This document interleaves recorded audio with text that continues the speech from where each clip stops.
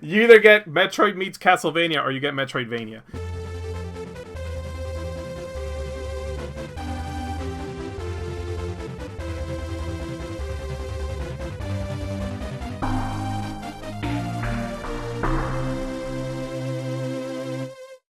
Okay, so how much of Evo did you actually watch? Me? Yeah. Not a lot. It was just the Street Fighter 6 finals because I've been getting back into that. At first reluctantly, but the game is kind of winning me over. I'm actually not a big fan of Street Fighter, and I've kind of been falling out of love with fighting games.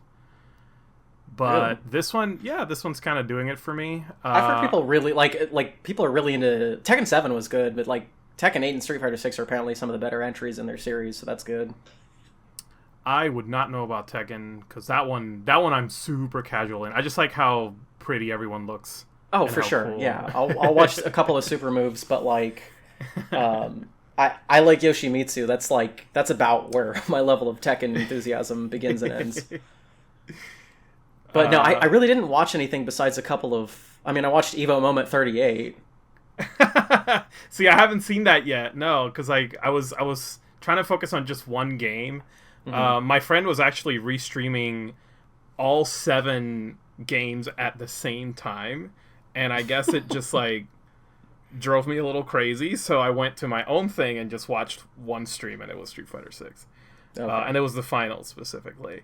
So I got to watch Punk and Big Bird final match, which was great, especially since I'm like trying to learn Cammy, and Punk used Cammy and won Evo with Cammy. That was really cool to watch. Like, it was very motivating and encouraging to see somebody just be really good at execution, more than just like muscle memory, like memorizing combos, which is the thing that usually turns me off from fighting games. Is like, anytime a game is too combo heavy, I cannot get into it. Yeah, no, I like the scene of Marvel vs. Capcom 2. I love. I cannot stand playing that game because it is just a game where you can deny someone the ability to play that game if you're good enough. See, MVC2 is absurd enough that wins my heart. I like it. I like looking at it. I like knowing about it and knowing the memes and the culture, but like sure. I can't play it. The one that turned me off was MVC3. Even though when it first came out I was really into it. By the end of it, I was just kind of like done with that kind of fighter. Until Dragon Ball FighterZ came out, then that kind of rekindled my love of tag team fighters. But then that got boring too. It just eventually becomes like repeat the same. Like, as long as you know the one combo, you're good, man. And if you're casuals like us, I don't know. It just doesn't. It becomes boring after a while. Yeah, in college. I got into Street Fighter 4. Blaze Blue and Skullgirls, and I felt like that was just a really good time to be playing. And I love Skullgirls obviously because it's Skullgirls, but like I did like a lot of the what they put in that one to make it like a more to me playable version of MVC2. But no, like yeah. I think my best is just going to be Blaze Blue because I just like the balance of like really? It is combo bread and buttery, but like it's a little bit more restrained. I bet I would like Guilty Gear if I picked it up. The older ones, they were a little bit too technical for me. Ancient Guilty Gear is truly a learning curve. Strive really improved on that aspect of Guilty Gear. Although a lot of people prefer the more complicated Guilty Gear. I tell people I love Strive, and I always get this response like, it's okay. And I'm like, what are you talking about? It's the best one. And it's usually people who've been playing. I wanted to learn Zappa when I was first introduced to the game, because I'm like, well, I like Frank Zappa, wow. And this ghost guy's pretty cool. But then I learned that if you want to play Zappa, then you have to learn like 6 characters at once. Yeah. It's interesting you mentioned BlazBlue because I actually hate BlazBlue. Really? Yeah, I have kind of a. I'm not gonna lose sleep over this. It's fine. I don't know. To me, BlazBlue is like if fighting games were a parody of themselves, it would be BlazBlue. This is my hot take about it. You don't yearn for the Wheel of Fate? I know. No. My God, I roll my eyes every time a fight starts. until DNF Duel came out, that became the parody of fighting games.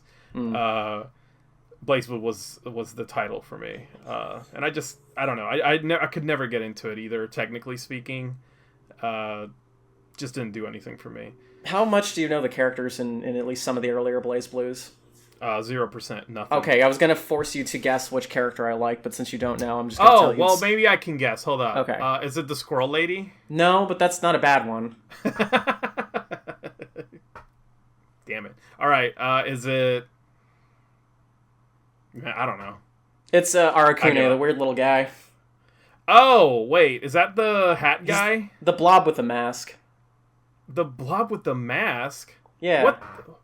I've never seen this. Hold up. Yeah, it's like if you took like Venom from MVC2 and you put a little no-face mask on him, and he just sort of like warps and shapeshifts. There's like a Melty Blood character that's like him too. Arakune, there he is. Yeah, he's just a weird little guy. I never knew about this. Yeah, he's been in since the first one. He throws bees at you, which poison you. He throws bees at you. Yeah.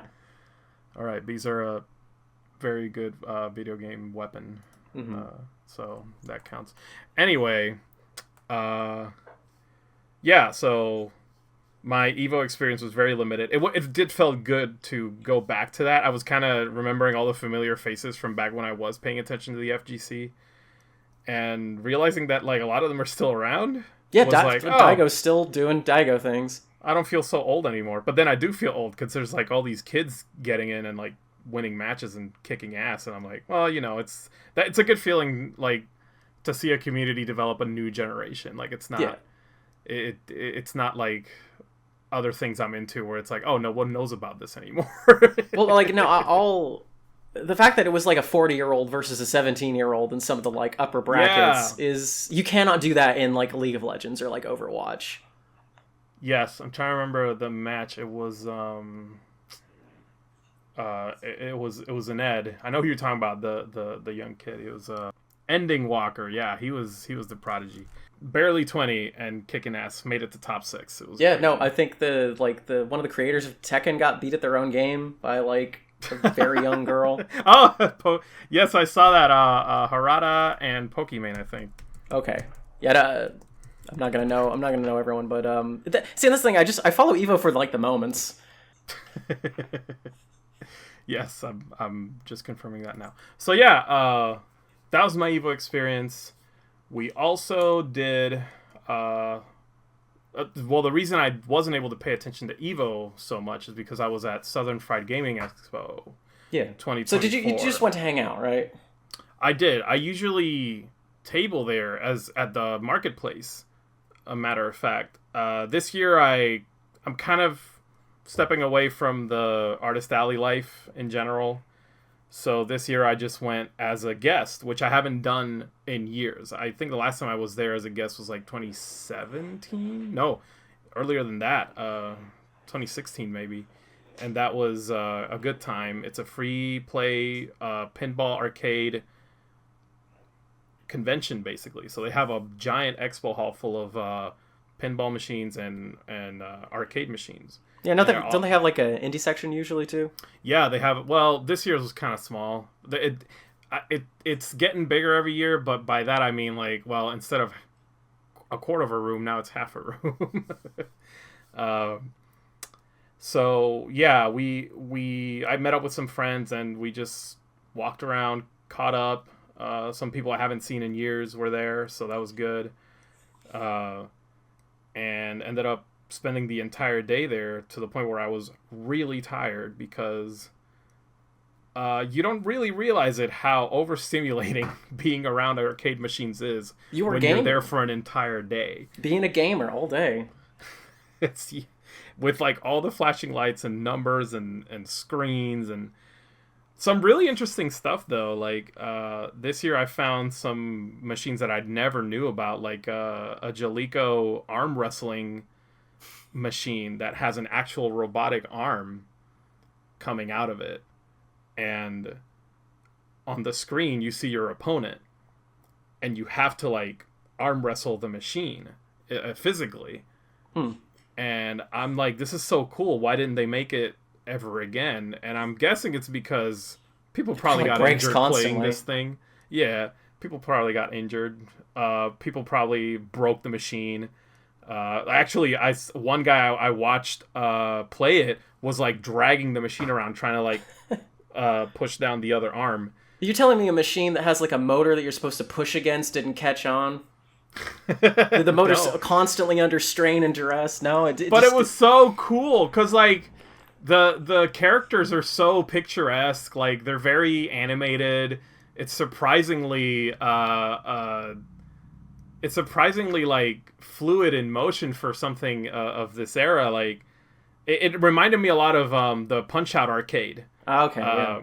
Yeah, but like more modern, obviously a little bit ahead of that. I can imagine what you're describing, like just a big old like mitt, but I haven't ever.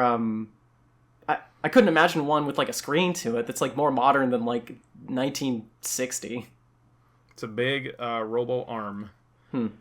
I would encourage you to look up a photo of it. It's called Arm Champs 2. Let me double check that. Oh, there's the photo. Yep, just go to Google and you'll see. And the characters too are just like caricatures. It was that era where Japan is like, what's a person from Russia look like? Yeah, you got it. It would just be like the most stereotypical thing. And then what else did I play that was like a standout for me this year? Not much outside of the usual stuff. I like to do Robotron. Anything that's like a vector base, like Battlezone. I don't know if you remember that one. That's really cool. It's just like, is that a tank one? Or? Yeah, it's like a little tank one, and everything is like green wireframe. Oh yeah. Look, I just love the look of that game, and it's so smooth. It looks like it has a lasting power. I think those also you kind of have to play those on the machine because you need the artifice of the screen. It's a very unique experience. That like a port would not justify like why this was such a big deal. Mm-hmm. I played Monaco GP. It's an old Sega arcade that's like a little racing car. Did you play Black Knight 2000, the greatest pinball game ever created? I did actually, but hell yeah, it was broken. No, I probably stole someone's money and they punched the machine. Well, everything was free play. So what actually happened was, this is gonna sound funny. 2 balls were stuck in the hole where the ball is supposed to come out. And nobody was fixing it. It was just like that.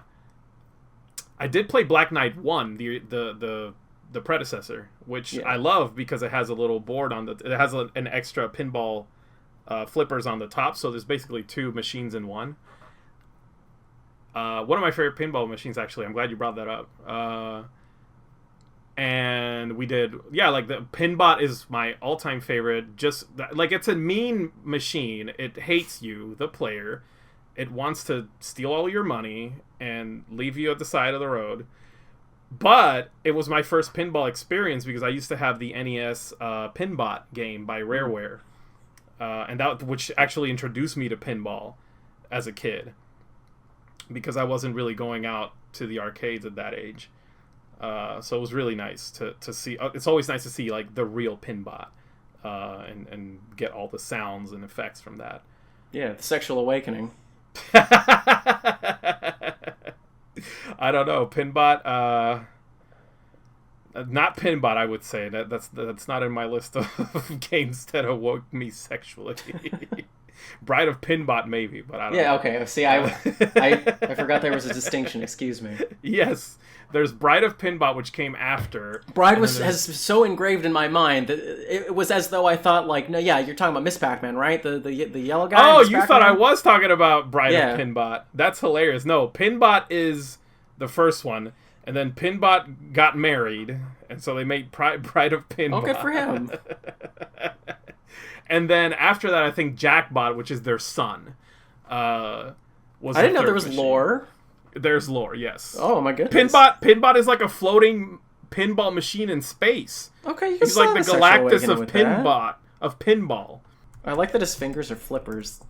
Yes, it's awesome. Yes, so Jackbot is like the birth of, or the uniting of Pinbot and the Bride of Pinbot, which it has really cute artwork of them too, hanging out.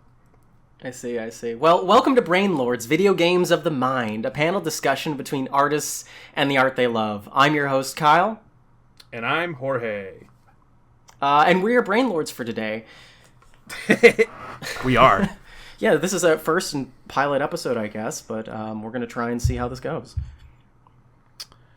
I know, this is exciting. I feel like I've always wanted to do this specifically with you, Kyle.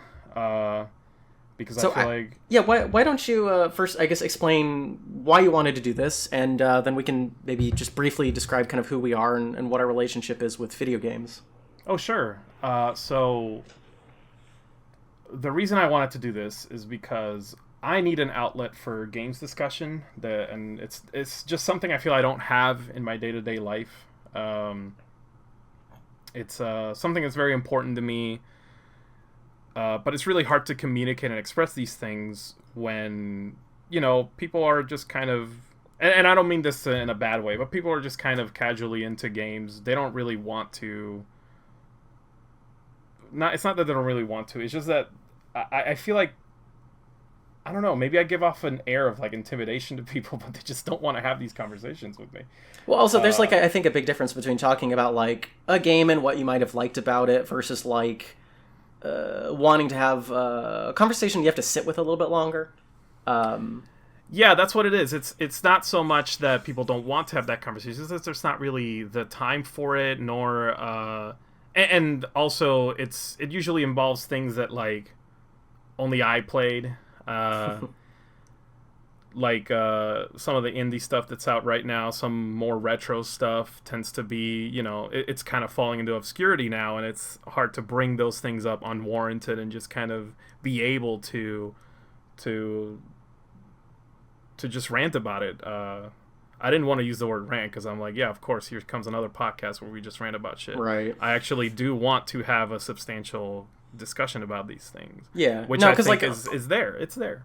On a similar note, we would be watching stuff like Gundam Witch Mercury together, and I remember that. Yeah. Yeah. I felt like we could have a conversation that was more about I liked this. I liked that they kept using this type of shot, or I liked that they're hitting on this recurring theme. And being online too much, I felt like I would see people maybe more ready to discuss what frustrated them about other people watching the show than actually wanting to watch the show.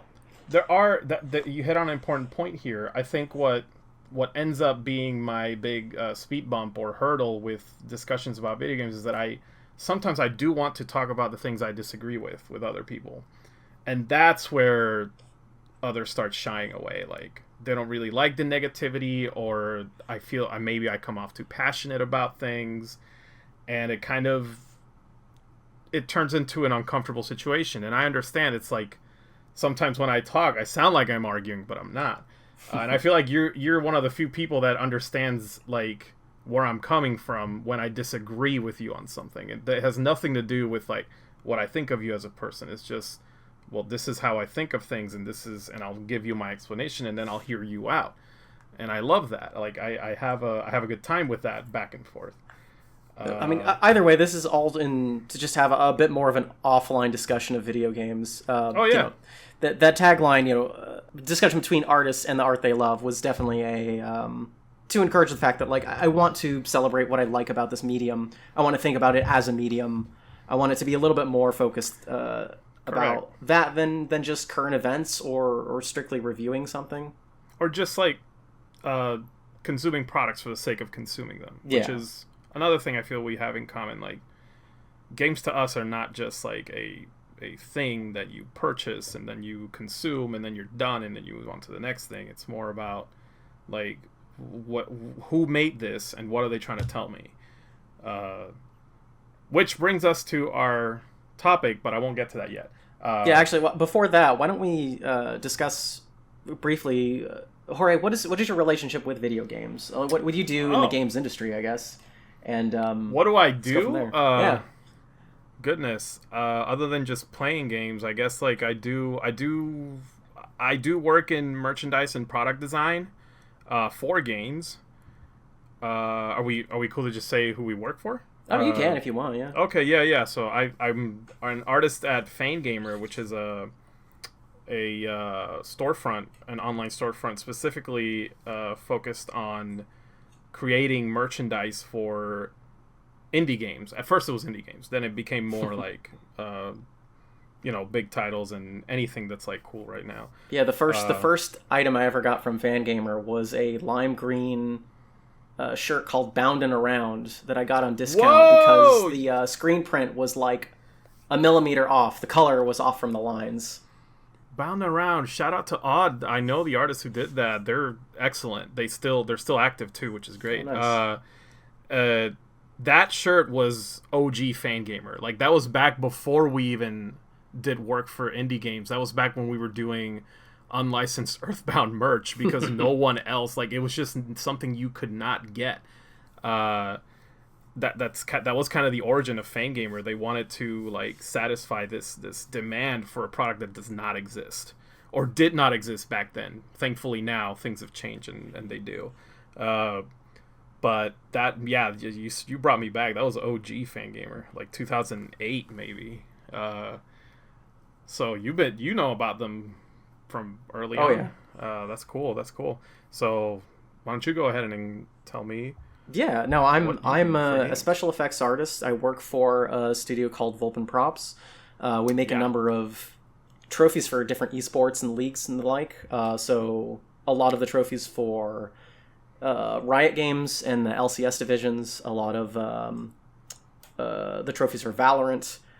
We make the trophies for Magic the Gathering, as well as a bunch of different like props for different trade shows and studios, statues and the like. So, like most recently, we made a statue of Muriel the turtle from Elden Ring, as well as a giant egg with a hand sticking out of it for the Elden Ring DLC.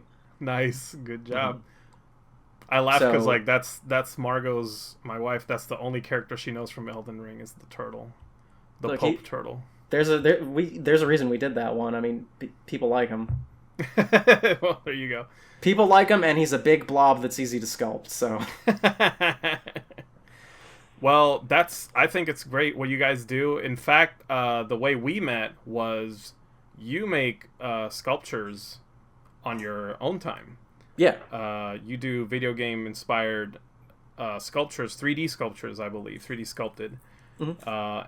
And resin, is it resin that you use mostly? Mostly resin, yeah. Yeah, resin, and then you hand paint them yourself. I actually still have the first thing I got from you, a little black mage figure from Final Fantasy 1.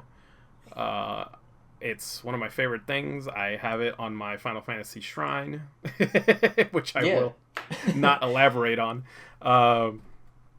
And yeah, I remember I bought that from Etsy back when Etsy was cool. And I saw the address and I'm like, this guy lives like 30 minutes away from me. Yeah, no, I had recently moved too, so I reached out to you and asked if you want to get some pizza, and because I had done mutual work for like we had both done work for the Yeti, so there was like a reasonable degree of separation between us. It wasn't just like internet strangers. No, you're right. There was because that was back when I was doing independent work, when I was full-time freelance, and I was doing some work for the Yeti, and you were there too. That's right. Yeah, so I felt like that was a little bit of a voucher with the fact that we worked for the same people. It was less likely to be creepy. Yes, I make sure like I'm a guy who likes to reach out and meet new people, and I make sure there's like I do my best to not make it weird. It's all I'm saying. Like, listen, let's meet somewhere cool. Please eat pizza with me. Be my friend. Yeah. Let's meet somewhere public. I swear I'm not a creep that just looked at your address and went, lives close to me, huh? Let's see what they're about. But yeah, that was kind of the start of friendship. We ended up hanging out a few times after that, and then kind of slowly begun to realize how much we kind of have in common with like our taste in games. I think we just liked each other's hot takes. Let's be real about it. Yes, I think what the second big event that happened is you stayed at our place for about a month. and because we were able to provide a room for you to stay. And that was kind of like, we just had all the time in the world to hang out, and kind of realized like, oh, we're both just like constantly spicy about certain things. And that kind of became like a common ground we shared. But then also we have a good time watching anime, playing games together. We recently did a full 100% run of Kirby Superstar, and that was just the single easiest game to 100%. I mean, still, it's a good time. It still took like 4 hours or something. Actually, it did take a while. Yeah, I think we ate too, but that didn't help. Listen, it's like 8 games in one. That's a lot of games. But yeah, and now we're here. Cool. Well, why don't we get out to our topic for today? Because each episode of Brain Lords will be focused on a topic to try and suss out a little bit more of a discussion on something. So yes, our episode 0 topic. Yeah, and this one is a little bit broader to kind of get to know us and sort of help define our tastes here. And so the topic for today is...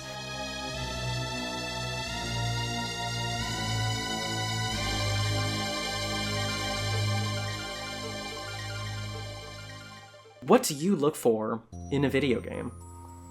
Indeed. What do we look for? What do we all look for?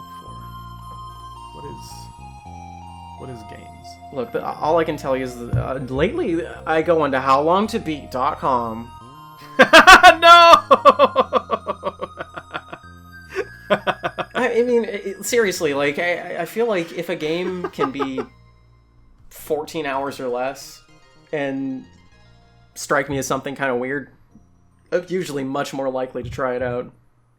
I see. I'm the opposite. I like the longer experiences. I like playing. You kind of more recently fell in love with long RPGs again. Yeah. There's a point that there is that first, like, I would say 15 hours where you're like, I don't know if I can do this for another however long this game is. But then you hit a zen where it's like, I can't wait. Like, at the end of the day, you just can't wait to sit down and go to your comfort zone. It's great. It's great. I feel like I'm glad we're bringing your bathrobe RPGs. Exactly, my wine glass and bathrobe RPGs. No, and I think that, like, I'm trying to get through Unicorn Overlord right now, and that's very much hitting that same stride where you can just spend like an hour just re-equipping your guys, changing up their strategies, and doing just like one battle and a couple of like dialogues and menus, and that'll take up most of your evening. Yeah, but yeah. it's I nice, feel though. bad. I'm sorry I haven't started that one up yet. I remember I played it a little bit at your place and I loved it. It was great. Well, it keeps going on sale, so... it's a Vanillaware game, right? Mm-hmm.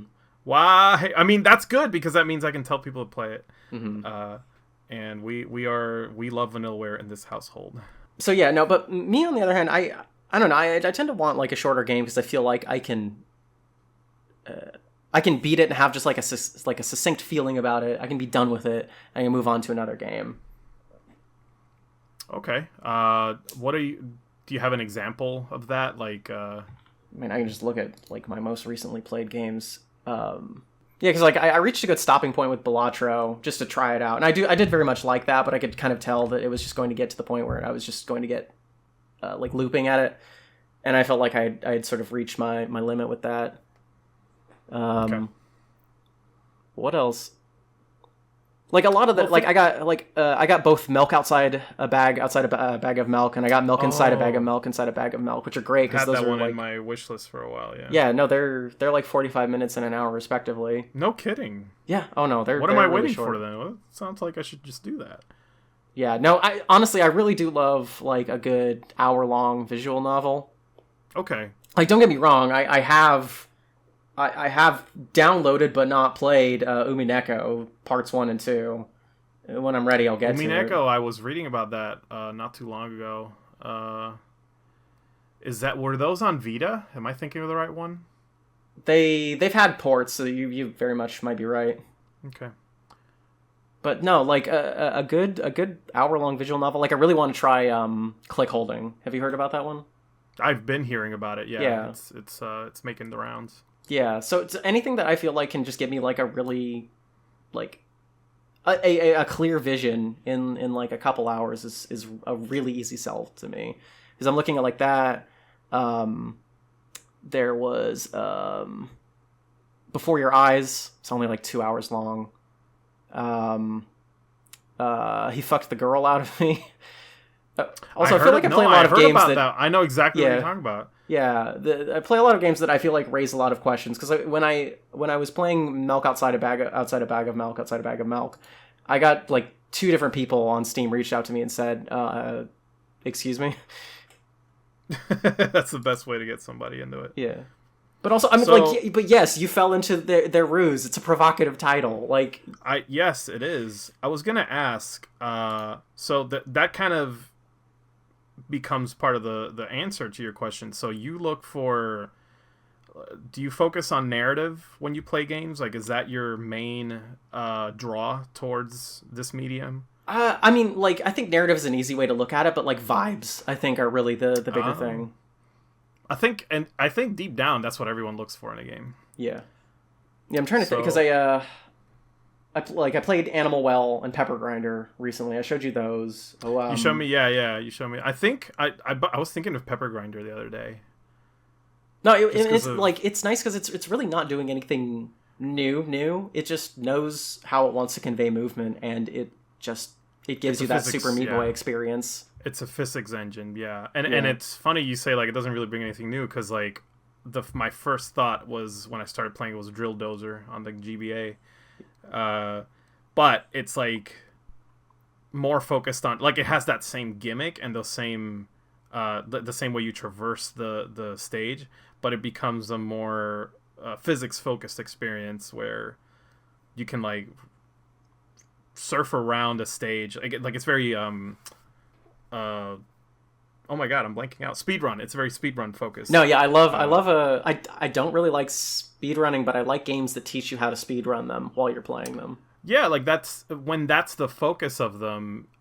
It pulls you in. It engages you with the mechanics of the game. It encourages you to learn how to do things faster. Yeah, because then it's more more just rebelling against the game and trying to be faster. You know what I mean? Yeah, because then it's more like I'm racing myself than anyone else. Yeah, I feel like that's a commitment I could put into, which I guess actually again kind of brings me to my next point. When looking for a game, how important is novelty in an age of like blending genres and? Ooh, that's a really good question. Yeah, because I feel like a lot of games that get pitched to me and that I pitch to other people, I'm guilty of this constantly, is just like this meets that. Oh, it's Legend of Zelda plus, a deck. Oh my goodness, yeah. It's me and my brother have had this conversation, and he's more on the camp that he is immediately frustrated when the first thing people do is compare something to something else.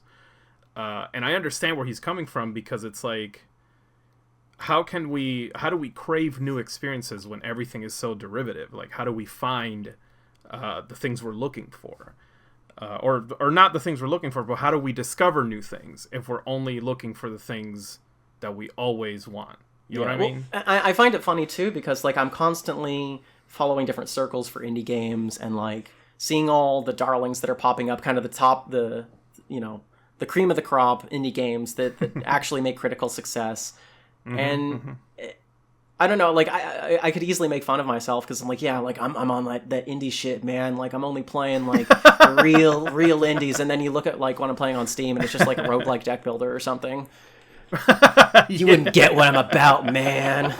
Right.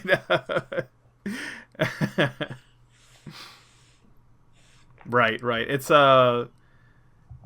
you like what you like. At the end of the day, you know what you want, but I guess the whether or not novelty is important in drawing people into a game, I would argue that it is. I don't know if that's like what you were asking, but like what my thought is that there is very few ways to get people who don't really play a lot of stuff into new things unless there is like a derivative, some kind of inspiration that you can like call to be like, well, this thing that you like, you should play this because it's just like that. Yeah, or it has some of that. One of my favorite things to do is a good elevator pitch. where it's about like honing exactly what the person you're delivering the pitch to would look for in a game, and giving them like a very clear, short, concise, like, oh, you want to play this game because it's like this game but with a little bit of this, and knowing exactly who you're speaking to, and like you drop that sentence, no more, no less, and then like you might actually have them like pick it out and try it. Like I love trying to hit that. If you know what a person is, I was gonna say if you know what a person is, they are human. If you know what a person is into, that really helps you kind of shortcut your way into, well, okay, I know you like this, so I think you're gonna like this. And it's kind of, it's very hard to avoid the shorthand at that point, you know? I personally do kind of get annoyed when I have to describe a game as like, well, it's like that other game, because I think part of me as an artist feels like I'm diminishing the actual product. But even devs have to do this when they're pitching their own game. Like you said, for the elevator pitch, they have to be like, well, you know, this is like Okami plus something else. And it kind of becomes like a damn if you do, damn if you don't. There's trying to avoid that kind of thing.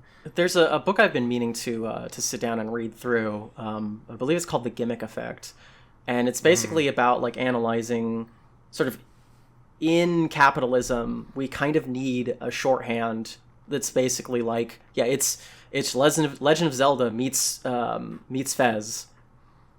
Because it's just such a time saver that like we don't have the ability to sort of like meaningfully dig up these things on our own. We need like a gimmick in order to sort of be pitched on something. Not because like we can't. It's just like, the shorthand. Like how else do you like find these new things? Yeah, I know, and I hate it. Like I personally hate it too. Like I agree with my brother where it's like I wish I could just tell you, no, you should play this because it's cool and it's like different, instead of like, well, this is like exactly like everything you like, you know. Well, and it's hard. That's the way I see it. Like when I reduce it down to that. I have been screaming to everyone I can about 1,000 times resist. Oh my god, yes. And the things that I think are the most like novel about that game, that are like fundamentally changing how I see games, like what they can do as a medium, are, some people might view them as kind of spoilery, so I don't necessarily want to get too heavy in the weeds on that. No. So the easiest thing is to like kind of look at the person and say like, okay, to what, like, do they like Arrival? Do they like Life is Strange? Do they like Mass Effect? Do they like Signalis? Yeah. Which one of these can I like? Which cocktail can I brew for them to get them to like click buy on this thing? Props to my man Kyle for not dropping Nier Automata in there. I forgot. No, I feel like that's unfortunately, like, when I show people the game, the first thing they think is Nier Automata. And again, it's a thing that happens, but, you know, what are you gonna do?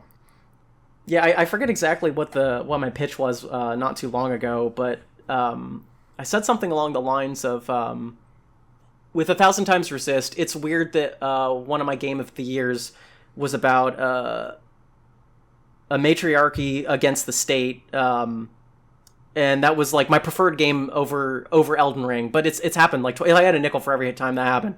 I'd have 2 nickels, which isn't a lot, but it's rare that it happened twice. Because like both that and Signalis, which Signalis gets used a lot to pitch that game. I would have to play Signalis. That one I haven't gotten into yet. So I guess here's another question for you. Is there, when looking for a game, is there a distinction between modern games and retro games? For me personally, no. Really? I actually, well, unless I'm craving a specific aesthetic, because sometimes I will, like, I just need the dopamine I get from, like, the harp sounds on the Super Nintendo.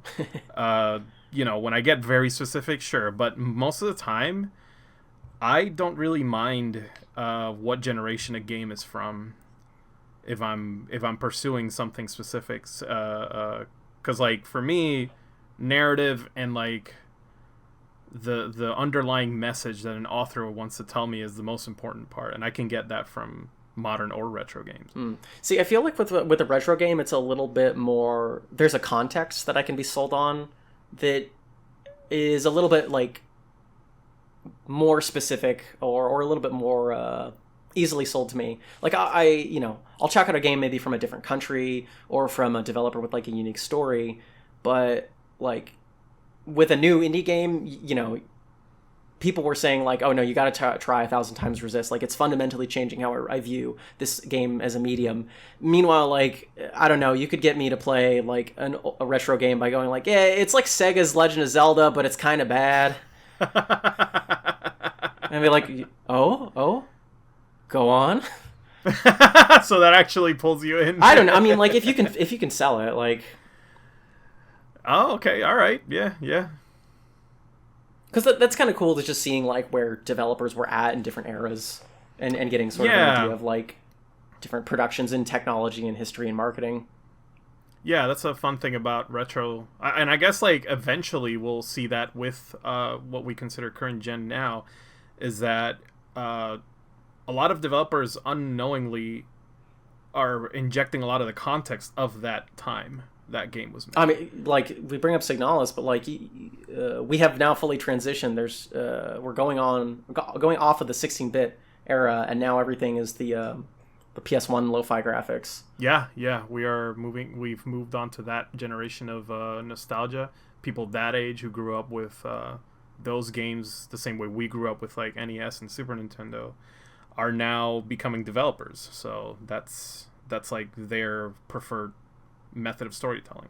Yeah, I feel like too, like I'm very excited to see what people are doing with like the more PS1 low fidelity graphics, because I feel like, I don't know, it requires maybe like a little bit more of an artistic vision in order to do, because I'm seeing it more for like horror games, because it's coming up with a lot of like horror game jams, or platformer games, schmovement games like Pseudo Regalia, and a lot of games like that. Schmovement. I feel like I don't know, like I guess it's harder to be a poser, I guess, right now with PS1 graphics. I don't know how else to put it. Like people are doing this because they really want to do it, and I don't know if it's as popular or it's specific enough to where you kind of just you're pitching it to a very small crowd. I think I know what you're saying without saying it. The era of sprite art, like when sprite art came back as a medium that could be used to make modern games. A lot of people, we saw that and we're like, oh, this speaks to me. But then it kind of became like as time went on, pixel art kind of became like oh, look, we're quirky and retro. Well, also it kind of became like the way to identify a video game. Like that is what separates a video game from other types of medium, is like the sprite art. And it's because, like, not a dig at all on sprite artists, because I think it's a very dedicated craft and a lot of hard work, but it is easier to make sprite art games than it is to make... You do that because you can iterate on something quickly. Exactly. And it has nothing to do with, like, what the person, how good a person is at it. Some people would just be like, well, this is easier, so I'm just going to do that. Yeah. And unfortunately, there was a time where just, like, pixel art was emphasized to like what you said, like, oh, this is video game look, pixel art. I feel like pixel art is a signifier, whereas like PS1 graphics are a little bit less so. Like that's more of like a time and a place, whereas pixel is just like pixel strictly just that's the video game art. Yeah, I feel like it's a little harder to, like you said, to be a poser, exactly what you said, with the PS1 N64 aesthetic of 3D. And it also is because like it requires a little bit more know-how to like capture that aesthetic. That style. I mean, I'm sure I'm blind to a lot of the chaff or the games that are just like needlessly aping on it. But they'll come out. They'll start coming out eventually for sure. So you'll be able to catch them when we reach the older generation. But for now, it's mostly genuine, which is what I think you're saying. Yeah. So like when you're looking for these games, like is it all just word of mouth? Like do you check out a game blind? Oh. Because I used to. Yeah. I used to be more adventurous, and I honestly miss that about my old self. Like, well, so you can't right now. We're in an information age. You know? Now, and the problem is like now, and I hate this. I hate when people say this, and I'm gonna say it. So there's no like I can't hate, but I'm older and I got other things to worry about, and I just don't have the time to dedicate to like things I don't know as much as I used to. So what you're saying is that under limited time and money with capitalism, you need, say, a gimmick in order to pitch you how to spend your time and money. But thankfully I have people that I know are more adventurous than me, like you, who are always, they always have something they want to recommend and share with you. My youngest brother, Leo, he's really good at just finding things on Steam that'll have like 50 reviews and be like, this is really cool, you should play it, because no one else is. And I'm like, you're right. I've never even heard of this. And already I've played some games that he told me about that I'm like, this is cool. And it does make me, like, he's actually the one who got me into Lisa, feel like a few years ago. But he's been pushing it since like it came out in 2015. I was actually like that one. Lisa for me was extremely lucky. I think it had just went on sale because it had just came out, and I saw it on Steam just kind of on a whim because it got recommended to me, and I don't know. I think I watched a couple of reviews on it and took a chance on it, but like that one I went in mostly blind because that game came out before Undertale. Yeah. It came out around the same time because the Undertale demo it did come out in 2015 as well. Yeah. Actually, before I confirm that for sure, I'm gonna make sure that I'm saying Lisa's release date right. Yeah. Because I do not want to get that wrong. It is 2014 actually. I was off by a month because it came out in December 2014. So that. And the cool thing, and I appreciate this about my brother, is that he didn't sell it to me as like an Earthbound style game, because a lot of people do say that about Lisa. He was more like, it's a game that wants to talk about serious topics, and it's very macho, but in a great way. And I'm like, you know what? That's cool. I kind of want to check that out. And then finally, I don't know what compelled me. Oh, I know. Like, I actually got myself a mini PC and hooked it up to the TV so I could actually play Steam games on the TV. I am not a PC gamer. I don't like playing where I work. It's as simple as that. I cannot play on desktop. I need to be on a couch and in front of a screen. So when I finally did that, I actually was able to experience more Steam games that I'd missed out on. And I started with Lisa because it's in my backlog forever, and Hypnospace Outlaw. Oh, nice. Yeah, and immediately fell in love with both of them, and I was like, you know what? I miss this. I miss games like this, like personal, like very anecdotal kind of experiences from like the creators. Like I have a connection with the person that made this game. It's not made by committee. I'm not like I'm not trying to communicate with a corporation, you know what I mean? Yeah. So it was a very refreshing experience, and it got me back into like trying out new things. Which for a while it worked, but then it's it's like I get lost in the hustle of real life, and it becomes harder to explore things that way. Well, just a quick aside, do you know what Sophia calls Lisa? What? She calls it the puke game because she only ever hears the Doolin track on the vinyl. Is that a Shenmue sample? Yeah, no, it's when you're moving the boxes and the guy's like, "My name is Doolin. Can you help me move some boxes?" Oh my God. Yeah. they re-recorded it for the re-release because they wanted to avoid any Sega troubles. Which is a shame because I don't think anybody would have cared. But yeah, that sound effect is forever not the Shenmue sound effect. It's the Lisa the First sound effect. So I have a completely different relationship with it. It's, oh my God, because they use it in that game. I don't know if you remember. It's just more high pitched. It's funny too because like I used to be on a lot of websites and stuff that were all about like shareware type games.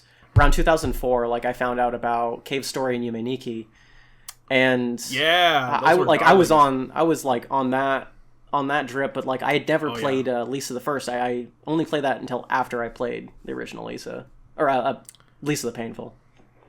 Yeah, I'm glad you bring up Cave Story because I feel like that was kind of the genesis of pixel art becoming a legit medium for video gaming. Yeah, and also like I feel like that's like one of the progenitors of like indie games as a movement. I think it's the granddaddy of PC. Yeah, no, like that Super Meat Boy Alien Hominid, but like I feel like most of the indie game conversations get pitched around XBLA, and sort of the like flash games that made money. Which is fair. I mean, you can't not, but like I don't think you get like you can't discount like other countries' version of that, which is bootleg and then RPG Maker and stuff like that. So yeah. Oh my god, RPG Maker! I used to fuck with RPG Maker. That was awesome. I tried so hard. Like I got a group of friends. We were all going to like we all bought a copy of RPG Maker VX Ace or something, and we were all supposed to make like a little game on it, and no one did anything. I think I like wrote a little bit of a script. Where we were supposed to do our own thing, and I was going to make like a King of the Hill RPG. It was just going to be like one episode, but the only thing I ever did was like write some dialogue for it. If my old PC did not die, I would show you all of the projects. I made like 5 games. None of them were finished, of course. And I used to love, especially RPG Maker Pro. No, RPG Maker 2003 was my favorite one. And I made like 5 games on that thing. I made a Mega Man X RPG before Command Mission was a thing. It was only 30 minutes long. But I remember I ripped all the sprites. I ripped the sprites from X, so whenever you went to and I did this myself. I did not use Spriter's resource back then. I just like went in and screenshotted everything I needed. And I made battle sprites for X and Zero, and when you get in combat, it would look like Mega Man X, and the enemies were on this side, and you were on this, and it was great, and it's gone. Incredible. Forever. It's gone forever. Only one RPG Maker game I made survived, and I'll make you play it one day. It's Inside Jokes, the game. I don't even want to go into it right now. But I can't wait to play your Lost Media. Bro, it's super Lost Media, and like... I keep thinking about it, like, I want to remake this game, but that's a topic for another day. But yeah, let's see. What else can we go to? You brought up Steam, and actually, I don't have a question so much as a dare for you. I would like you to go through your Steam wish list and let your sins be judged upon. Okay. Yeah, we should share each other like our wish list right now because I think that's a good insight into like what are we looking for in a video game. All right, let me see. Oh, perfect. It opened in the right window. So yeah, let me go to my wish list right now. Yeah, it's always very I always miss where it is on your. It's so small. I feel like that's like the main thing I engage with. You have to go to store. Yeah, no, I got it. Okay, so you do. All right. Already I'm seeing things that I'm like, what is this? Yeah, I only bring this up because I recently added to and curated mine, so it's like fresh and clean, whereas I'm like kicking the door down to your room and asking you why there's dirty clothes on the floor. Yeah, I have some things here like do you want to go first or do you want me to go first? Yeah, sure. Would you like to go like maybe one after the other? Yeah, sure. So I recently like dragged and dropped a few things. So this is like actually representative of like how much I want it, somewhat. But number 1 right now is 9 Souls. 9 Souls. Tell me about it, because I don't think I know. My derivative of this meets that is that it's a lot of the same vibes as Hollow Knight. Interesting characters, Metroidvania, big world, small little guy. But people are saying that the tech on movement and the ways you interact with the game are really something unique, that it's not just a Hollow Knight. The other really big thing for it is this is a Red Candle Games game, who were known for previously Detention and Devotion. They're the Taiwanese studio. Okay. And this is like those two are horror games, horror like adventure games, and this is a Metroidvania that apparently has really good combat. So that's very fascinating to me that they were able to do such a jump. Okay, what was the name again? 9 Souls. 9 Souls. It also it's a game that also just got lost in the wave of good indie games coming out this year. Oh. You want to know something funny? What? I think I have this game. You have to tell me if it's good, because I'll check it out. Okay. The one I want to talk about a little bit is Proto-Droid Delta. Proto-Droid Delta? Proto-Droid Delta. I don't know this one. This is actually published by Humble Games. Which, I don't know if you heard the news about that. Oh my god. Okay, not to get topical. This was not intentional at all. But, yes. I always wanted... Like, one of my dream remakes is if Mega Man Zero was made by Platinum Games or by Capcom's Devil May Cry developers. I really, really want like a 3D action combat Mega Man game. And Proto-Droid Delta, when I saw the trailer, I'm like, holy crap, this is what I want. It's very much inspired by like the Zero Mega Man Zero timeline and aesthetic, and man, I try not to use the word aesthetic because I feel like it's so overused, but like... No, but like, I'm looking at the graphics right now, and it's like very, very vibrant. It's very clearly going for like that vibrant, sort of and it looks fast-paced. It has that 3D combat, which I want. Like, I just want to swing a Z-Saber in 3D! That's all I want. And this game looks like it has exactly that. So, like, again, it's been burning a hole in my wish list. Don't you dare put a sword in my hands. I want a Zobber, and I will settle for nothing less. Oh, let's go. I'm going to wear my... for one podcast, I'll promise I'll wear my Shut Up and Jam design. Sorry, Shut Up and Jam Gaiden. Okay, so... Let's go back to my wish list. Yeah. After that, number 2, I've got The Making of Karateka. The Making of Karateka? Is that a game? It's a playable documentary. It's a playable documentary. Yeah. I'm going to fudge all the details on this, but basically they have like an early Kung Fu style video game, and they have a bunch of the different builds of the game. And so you can play a build and get commentary on it and play the next build and get a real sense of like a historically significant, like... early, side-scrolling beat-em-up game with, like, an understanding of, like, how this game came to fruition and, like, the different stages it went through. Okay. That's cool. Actually, I played Karateka at Southern Fried Gaming Expo for the first time. Yeah. Yeah, no, so this game is just... It's basically, like... from what I understand, it's kind of like playing the, like, Half-Life levels with, like, the developer commentary. Like, it just... There's just nothing else like it. It's so odd that like it's just a documentary that you can play, and that's like, yeah, only video games could do that, and yet this is like kind of the only one. It's very weird that we haven't seen that more, and I feel like this could be like a whole thing for video game preservation and allow for people to like really understand like how video games are made, because I feel like that's just there's such a poor literacy for that because it's so technical, but it seems so easy. So, yeah, I very much want to try that just to get just an appreciation for, like, I don't know, what these people did in the time they made it. Mm-hmm. And I like that it creates an interactive experience. That's a neat little way of elevating the medium. Yeah, also because, like, I'm sure the actual, like, stage-by-stage action of Karateka is interesting, but, like, it probably gets, old pretty fast if you've played like other things like it. So I think having that commentary will give it more of like a narrative. But what are you? What's next on your list? So I wanted to find something that you wouldn't know if I said it. And I got a game called Dumpy and Bumpy. Dumpy and Bumpy. I mean, are we talking like a co-op puzzle platformer or?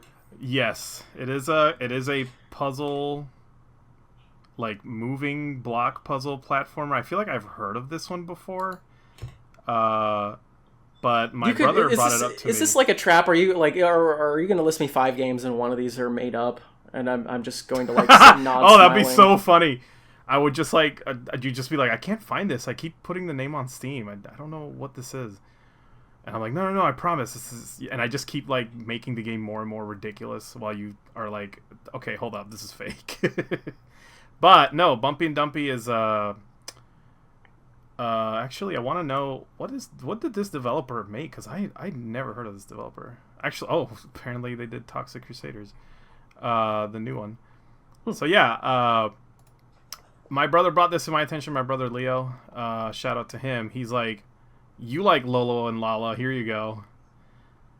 And I'm like, oh, it's again back to the shorthand. It's that plus Bubble Bobble. Let's say this is a Bubble Bobble looking ass game. Oh yeah, 100%. But listen, you push a block, you sold me. Like, that's it. That's all I need to do. Make me Kickle Cubicle, Lolo Lala. No, sorry, Adventures of Lolo. I should not get the name of one of my favorite games wrong. Adventures of Lolo 1, 2, and 3. All of these are like near and dear to my heart. See, I enjoyed Void Stranger this year, and that is like, what if a block pushing game was 50 hours long?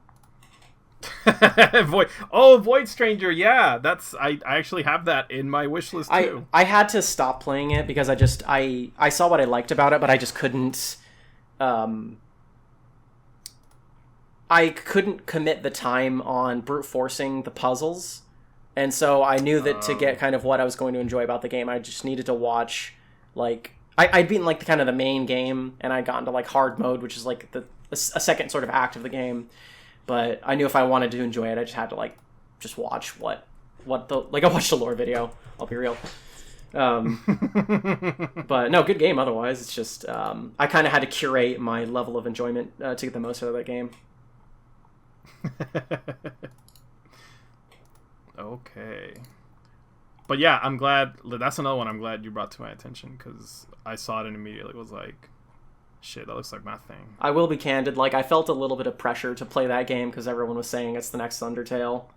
Ooh, now hold up. You can't just say that. No, I don't. That would have happened already if it were. It's more like...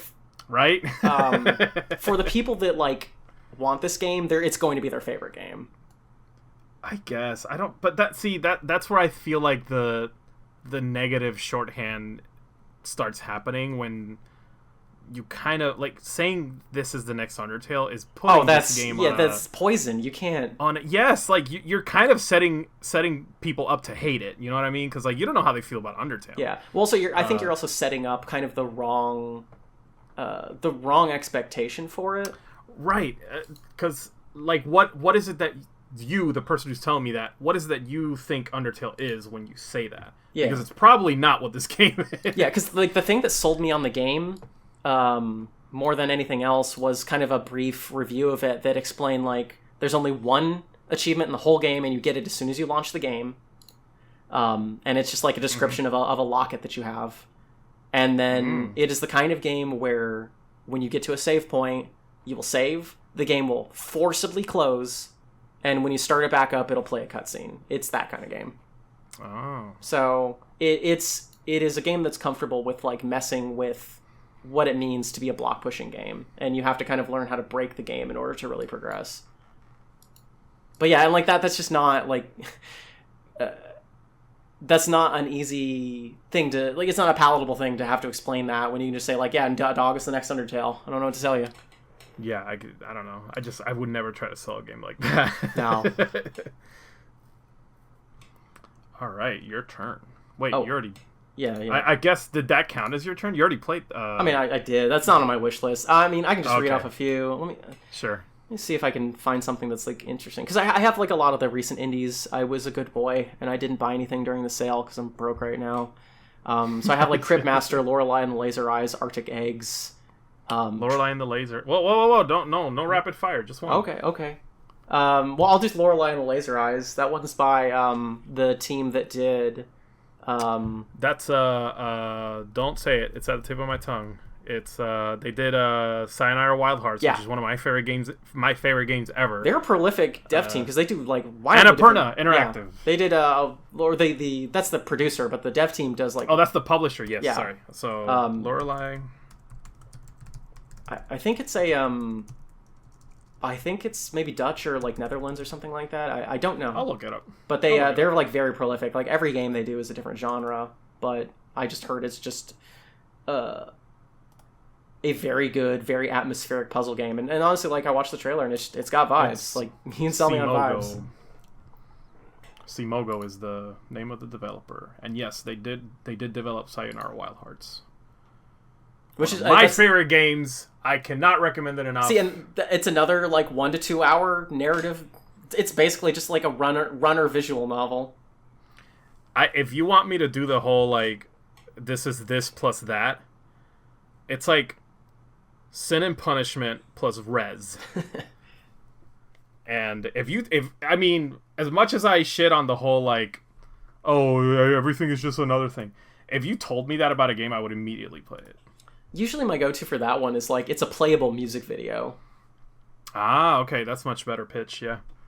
That's a much better pitch. And it's like, for being poppy kind of music, I actually really like the soundtrack a lot. No, I love it. I was very lucky to get the that on vinyl before it like. Oh my god! So you basically have my White Whale vinyl. It's so much a pain in the ass to try and get that if it's not at retail.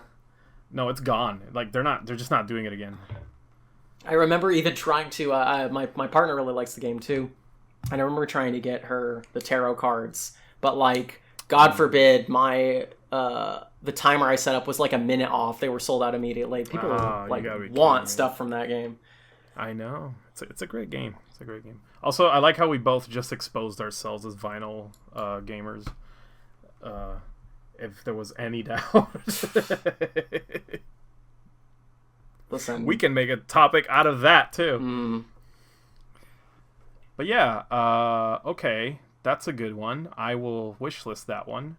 How about we do one more? Do one more, and here's one caveat. Scroll through and find the most Jorge game, and I'll respond with the most Kyle. The most Jorge game? The most Jorge game on your list. Ooh, this one's hard.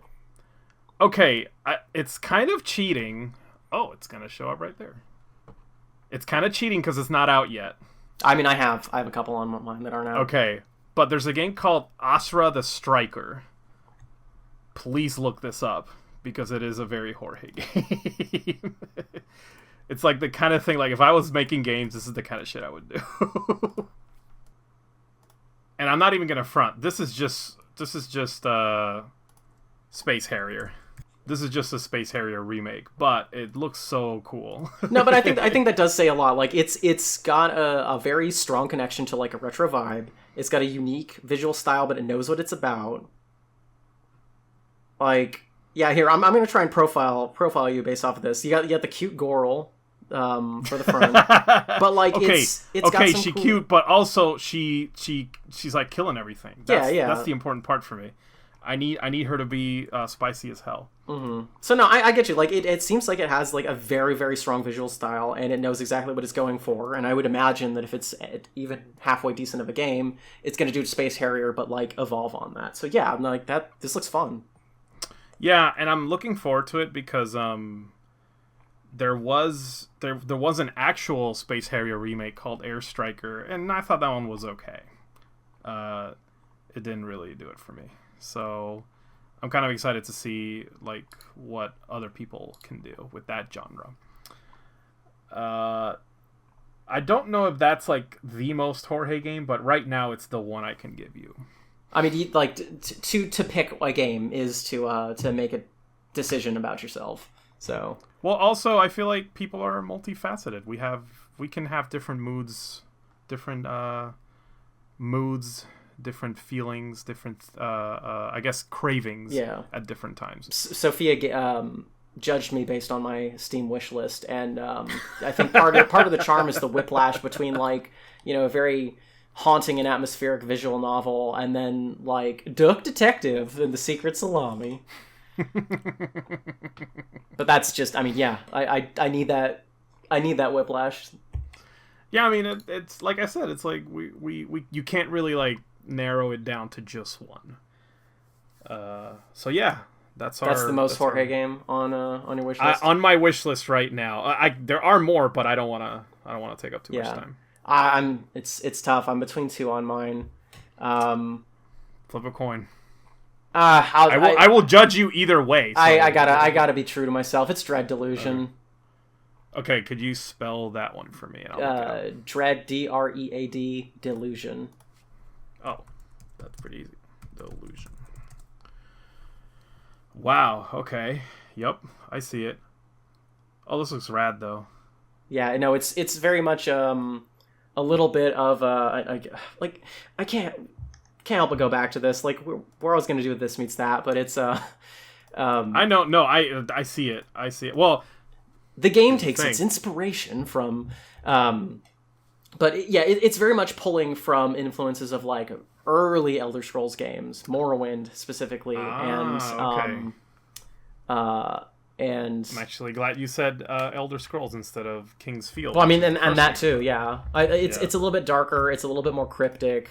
You know. But I love how colorful it is. It's like this purple sky is so cool. And see, that's the thing. Like, I don't necessarily want to play a game just because it's like a game I like, but like the fact that it's so dreamlike and weird, and that's the it's surreal. It has a surreal element to it. You know, I saw a level that's like they just added an update that added a level that's a giant floating mollusk in the sky that you have to like reach up and like jump onto, something like that. So it looks like a hangoutable space with some cool vibes, and frankly, like that's, you know, like that's what you get out of video games that you can't get out of any other medium. So yeah, sometimes like a game carries itself by just being a place you want to walk around in for a little bit. Yeah, I had to pick that one because I forgot the Valhalla devs also put out a new game, but I didn't put that on my wish list yet. So is it Nirvana, the new one? No, it's a different game. Okay. It's not out yet, but they put it out like that you could wish list it. But it Nirvana's been out. That was the other one. Yeah. Am I thinking of the right thing? No, I don't think Nirvana is out yet. I think that got delayed. Oh, okay. That's what I was thinking then. I have Valhalla on the PS Vita of all things. Yeah, they just put out Sukeban Games. That's actually another one I've been meaning to get into just because I'm like, okay, so let me tell you a story. I'll make it short, but this is kind of crappy in my opinion. I told my friends I wanted to get into visual novels, and I'll let you guess what game they recommended me. For visual novels? I mean, was it... Yeah. I said I want it. I'm interested in visual novels. I kind of want to try and, tell me what the popular ones are. Well, I feel like the cheap answer is Doki Doki Literature Club. Is that? Yes, that was it. I was gonna say House of Fata Morgana or something like that. No, because that would have been cool. That would have been awesome. No, they went straight for the meme lord, edgy. Okay, I'll keep my mouth shut there. But like, I didn't like it. And it kind of made me not want to play visual novels. Yeah. And that was unfortunate because like I am interested in like Valhalla because I actually have it on Vita, and I'm glad you brought up Fata Morgana because I also have that one. I have the AI Somnium Files. Yeah, Omnium Files. I have both games just because like I know one day I'm gonna get into these.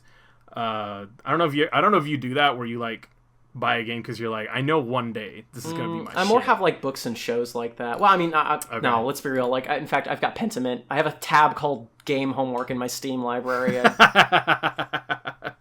I do that with video games. What am I talking about? No, I know the day will come when like I have my visual novel phase, and I'm ready. I have like a half a dozen games that like come highly recommended. I was actually a big fan of, I don't know if you remember back in the day, the original Nonary games, 999. Mm-hmm. I played a little bit of it, but that one I actually liked it a lot when I first played it, but I had to stop playing it because it gets super depressing, right? Like when you get to the third ending, and I needed a break. But I loved it. I thought it was great. And other than that, like that's the thing. I just, ever since then, I just haven't been able to really get into it. So Valhalla is definitely in that list. Yeah. Oh, also I won't elaborate much on this, but 45 Parabellum Bloodhound is a horror RPG PS1 vibes looking game by Sukuban Games. You should look that up later because it looks dope as fuck. I'm looking it up right now. But I guess to pull back a little bit, like, so Ooh. Having discussed this, what you look for in a video games, I guess what's your takeaway from this? I guess yeah, okay, I actually do have an honest takeaway. I think at the end of the day, everybody looks for the same thing. It just goes by different names, really. Yeah. We look for a vibe. Yeah. I think it's like it's a little bit of comfort, but also like a little bit of a way to break out of that, because like you have to kind of go off of this is all kind of building off a language. This is an artistic medium, so like there's only so much novelty I can really understand if it's like completely different from anything I've ever played. But yeah, I think you need to kind of like pitch someone, or like have something to cling on to, and yes, at the same time like have that novelty, or have something that sort of breaks that. Yeah, I think I like to say that people are very spoiled brats when it comes to like and I include everybody, myself. We don't know what we want, but we want it now. Like it's like when you're hungry and you can't decide what restaurant you want to go to. Yeah. Like you have a chance to eat out and you're like, I don't know. And then people start going like, okay, well, what about pizza? And you're like, no. Well, what about? Yeah. Well, I mean, like, and it's like the sequel paradox. Like no one wants Zelda 2. They want Zelda 1 plus. Which was Link to the Past. Yeah. Which is a good game. Like, it's a great game. Yeah. It's an excellent game. But Zelda 2 really was a sequel. Like it changed. People are just now coming around to Castlevania 2. So like, yeah, I think the stuff that you're not like comfortable with, it's harder for that to resonate. It's a much bigger risk. So like, I think maybe my takeaway is like, I need to look for games that kind of that I'm not comfortable with. I maybe should play a little bit more traditional. Like, I like visual novels, but I like the weird short ones. I should maybe pick up like Fata Morgana or Umineko or something that's like not what I'm used to.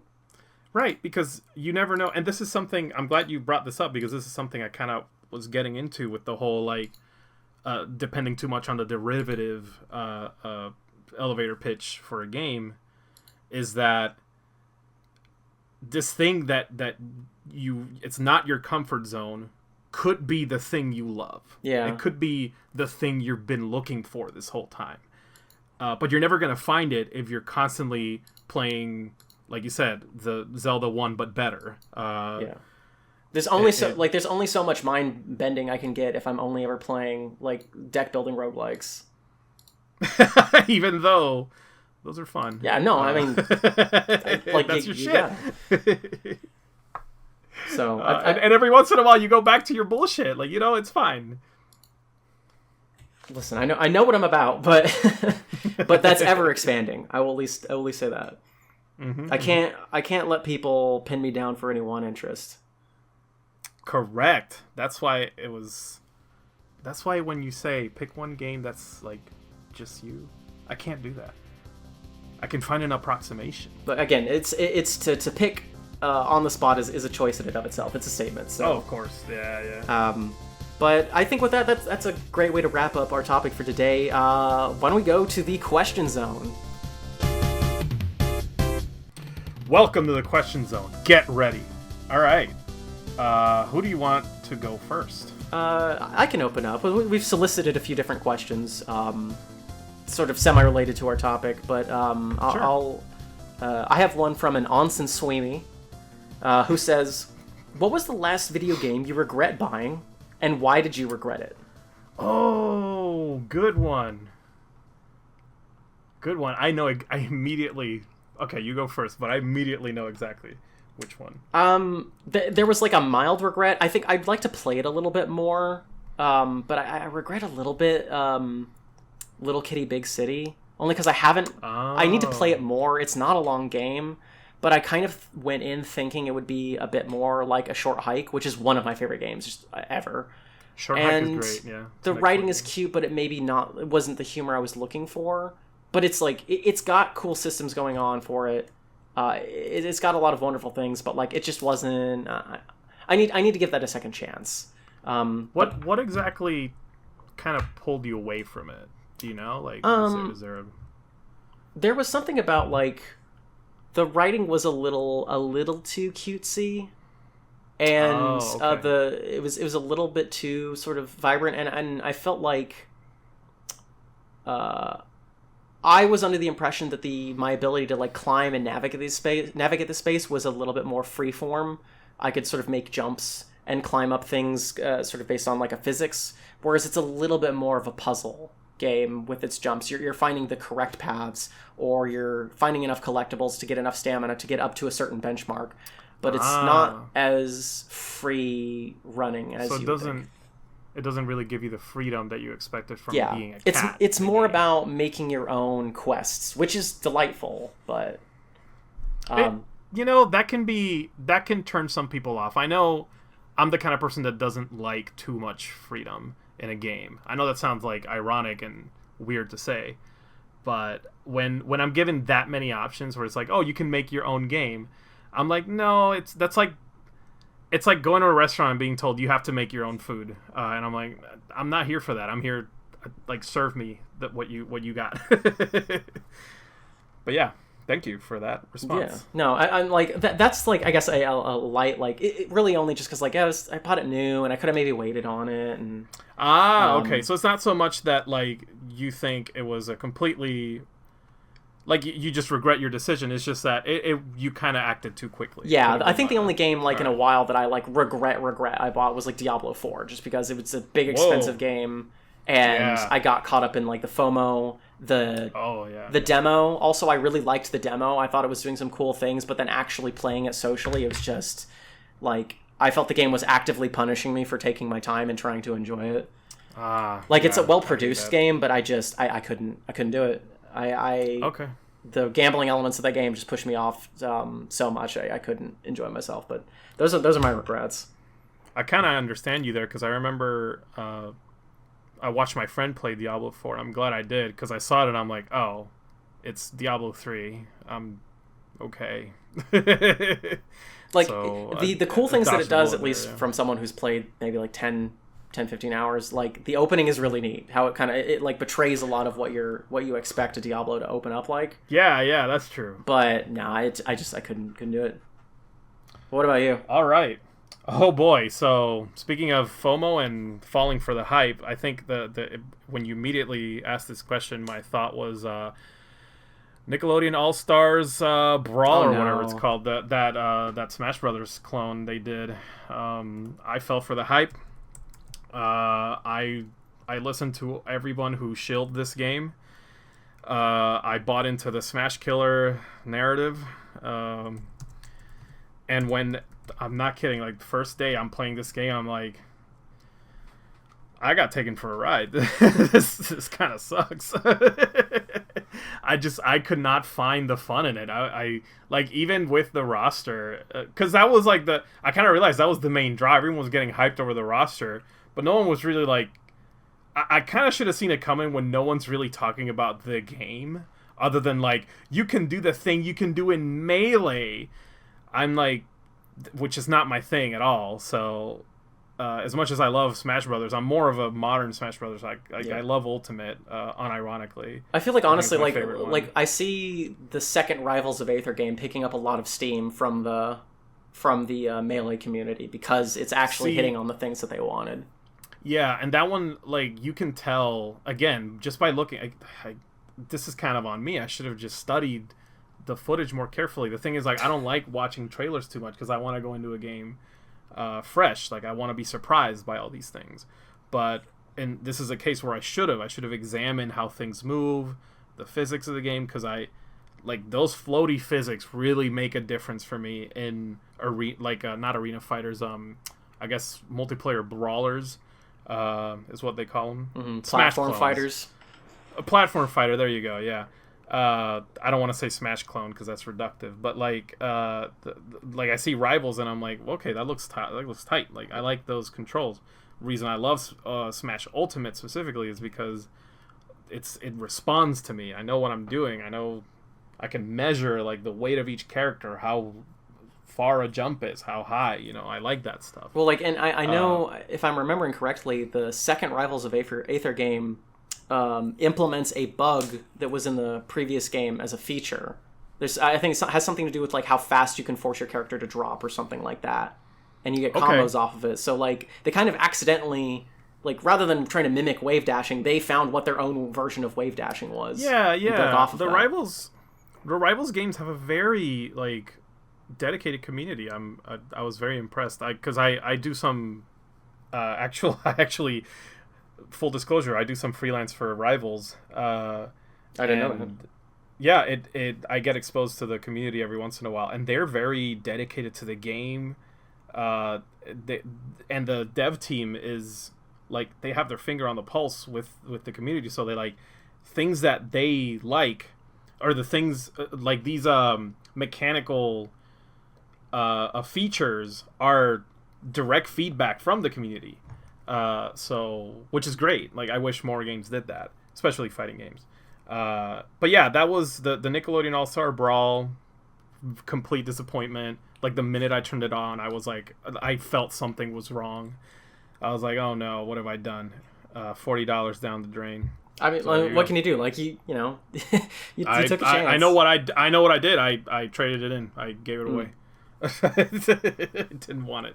I don't trade games in because I know I don't want pennies for my shit. But this, I was just take it out of my life. I don't want it. I don't want to remember my mistakes. All right. Well, what's our second question? We're doing 2 questions? I mean, do we have more than one, or? Oh, that's right. We have a question from Dark Friar Freedan. Do you feel like you cannot recommend games anymore without demanding time out of a person's day-to-day life? This is actually in line with our topic. Yeah, it's such a tough ask, because some of my favorite games, like 13 Sentinels or like Disco Elysium, are kind of hitting that like 20 to 40 hour mark, and that's a gigantic ask. The standard of a long game has changed. I think I feel like it used to be 60 hours. It was a long game. Now 30 hours is a long game for a lot of people. Yeah. And it might just be like people our age who just, again, they have commitments to day-to-day life that they need to focus on. They have full-time jobs. It's not easy to just, as much as I love long-form games and playing something for a long period of time, I understand that not everybody can do that. And yeah, 13 Sentinels is a interesting one. Even though I did manage to get people into this game, it was kind of like can I have 36 hours of your time because I want to talk to you about this game. Even worse, the Xenoblade series, which I'm a big fan of. I love like all 3 games. I don't know about X yet because I haven't finished it, but maybe I will. Yeah. Well, like even like my like shorter games tend to be around the 10-hour mark, which is like a full miniseries when you think about it. Like I've been trying for years to get people to watch Severance, and I think that's hardly... Oh, Severance is awesome. It's like hardly like 6 or 8 hours, but you can't do that with a game. Like, it just takes so much more commitment. But see, there's that, and then there's the whole like, okay, but do you really need to play like Pokemon for a 8th time? Yeah. Well, like something like that's another 200-hour game that everyone's gonna play because it has a big name tied to it. You know what I mean? Like, yeah. Well, and something like I had a conversation recently with my boss who felt a little bad that he tried Disco Elysium, didn't really click with it, but gave it like I think a good like 4 or 6 hours or something like that. I think it was just like the clunkiness of like how the adventure mechanic worked, mixed with kind of the depravity of it. He just couldn't click with it, but he thought it was interesting. But I told him but like you gave it like you got what it was about. Yeah, and you tried it, you played it. It's fine. So, maybe it's not a big deal to like recommend just people trying out a game on sale. Okay, so yeah, that's another thing I'm glad you're bringing up, because I was talking to a few friends of mine the other day, kind of telling them like, there is no real obligation to beat a game. Like, you can, if you play a game, even if you love it, you don't have to finish it. Even if it's a 30-hour game, just play 10 hours of it and say you did, and it's fine. Like, even if you love it or hate it. I think that's perfectly valid. Yeah. Because I think the experience of a video game is not in the end credits. It's in kind of the moment to moment. Correct. Especially after like the first, introduction, where you're kind of like, you've got this, sort of the language of what the game is like playing off of. Exactly. So the thing that happens when you tell a person, like when you recommend a game to a person and you immediately get the response of, oh, I have too many games. Oh, my backlog. Oh, how long is it? Like, who cares? Just play it. And if you don't like it, fine. If you like it, you don't have to finish it. Like you said, it's not like, I'm not asking you to get to the end credits. I'm just asking you, like, yeah. See what this is about. See if it resonates with you. Yeah. See if it's your thing. Like, give it a shot. It doesn't have to intrude with it, which is, it's still an ask, but I don't want it to intrude with your personal life. I don't want it to take away time from what you need to do. I just want you to experience something new and something that I can relate with you on. That's it. That's all I'm asking. Yeah, and I think like the biggest boon for this recently has been the Steam Deck, because it just lets people just try out a smaller game. Hell yeah. Let's go. This little thing, I love it. I will admit, it has given me more freedom to try out things on Steam that I otherwise would have to sit down and try. I've been playing Demon Turf on it. I don't know if you heard of that one. I don't think so. It's a little platformer, action platformer, and it's very neat. Like all the it's 3D. It's a 3D platform. Oh yeah, the 2D on 3D. Yeah, the characters are hand drawn, so it's neat. And I'm craving a good platformer. 3D platformer, because I feel like that's a kind of a dying genre these days. But I mean, look, those Schmovement games are coming back, so you're good. Schmovement, no. Have you heard that? I'm talking fit. Yes, and I don't like it. Okay. But I know exactly what people are talking about when they mention it. I don't know what to tell you. Like, you either get it's Zelda meets Fez, or you get Schmovement. You don't get right. Like, there's no in between. I'm sorry. You either get Metroid meets Castlevania, or you get Metroidvania. So yeah, the Schmovement is an interesting term, because as much as I hate it, I know exactly the game you're talking about when you say it. I think Zone of the Enders. I think man, was one that came out recently. It's a schmoove ass mech game too. And I wouldn't have Armored Core. Armored Core is a schmoove game. I wouldn't think of mech games as schmoove games. I think of more of them as like Yellow Taxi Goes Vroom and Pseudo Regalia and really, because Pseudo Regalia I would consider more of a platformer, actually, like an adventure platformer. Yeah, when I think schmoovement, I think how good can you dodge. Interesting. How good is that dodge? See, for me, it's like how much can you break the game by learning how to wiggle the sticks real good. Oh, okay, that's interesting. So would that let's say something like Penny's Big Breakaway? I don't know if you know that game. Oh, yeah. They're the by the Sonic Mania team. Devs, yeah. Yeah, no, that's to me that is like the schmoovementiest of schmoovement games. All right, noted. Okay, yeah, there you go. So I think that's a good note to close on. Schmoovement, that is. I'm going to keep saying that to annoy you. But if you want to talk about schmoovement or listen to us talk about schmoovement, you can find us on a number of platforms and wherever podcasts are born. You can find us under the name Brainlords, and this is our pilot episode, so we'll be setting up a number of social media channels and emails and the like, which will probably all be linked in descriptions, but for now, yeah, we are Brainlords. I'm Kyle. I'm Jorge. And we need to come up with an outro tagline. Shit, I totally forgot. No, that's fine. Yeah. I mean, we can be like, see ya, suckers! No, we'll come up with something. Yeah. But yeah, thanks for doing this with me, Kyle. Yeah. Appreciate that. Yeah, let's all learn to get out our comfort zone and see ya, suckers. All right. Bye.